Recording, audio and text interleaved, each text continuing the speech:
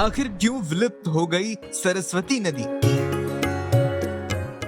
क्या है इसका रहस्य?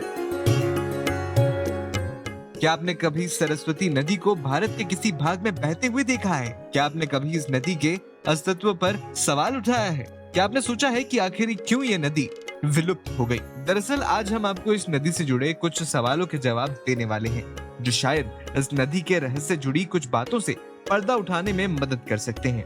आइए जानें आखिर कहाँ है इस नदी का अस्तित्व और क्या है इसकी रोचक कहानी।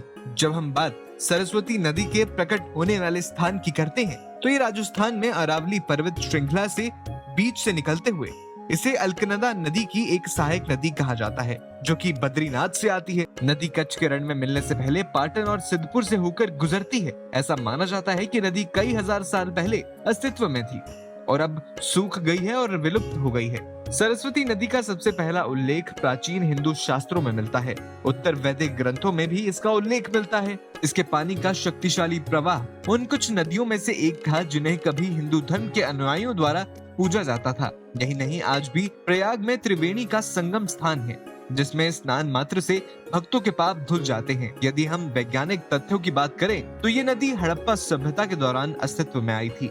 वास्तव में इस सभ्यता के कई महत्वपूर्ण भागों का निर्माण सरस्वती नदी के ही तट पर हुआ था। महाभारत के कुछ पृष्ठों में इस नदी का उल्लेख है, जो हरियाणा के सिरसा नामक के कस्बे में कहीं विलुप्त हो गई थी। भौगोलिक इतिहास और पुरातात्विक खोजों से पता चलता है कि राजस्थान हमेशा से एक शुष्क स्थान नहीं था, बल्कि एक समय यह हरा भरा क्षेत्र हुआ करता था, जिसने एक बड़ी नदी प्रणाली की मेजबानी की, जिसके कारण इस क्षेत्र के आसपास मोहनजोदारो और हड़प्पा सभ्यता की स्थापना हुई। महाभारत में वर्णित राजा पुरुरवा सरस्वती नदी के तट के पास अपनी होने वाली पत्नी उर्वशी से मिले थे। महाभारत का युद्ध न केवल सरस्वती नदी के पास लड़ा गया था, बल्कि उसका पाठ भी तटों के पास ही हुआ था।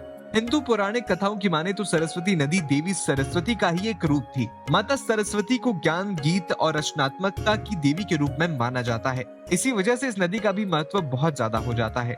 कई सांस्कृतिक ग्रंथों में उल्लेख है कि भगवान शिव और देवी पार्वती की संतान में से एक कार्तिकेय को सरस्वती नदी के तट के पास देवसेना का रक्षक नियुक्त किया गया था।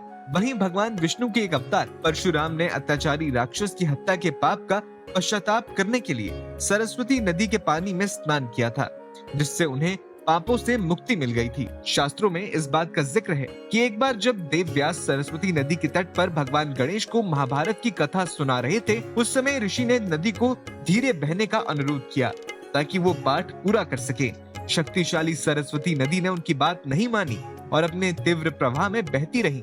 नदी के इस व्यवहार से क्रोधित होकर भगवान गणेश ने नदी को श्राप दिया कि वो एक दिन विलुप्त हो जाएगी।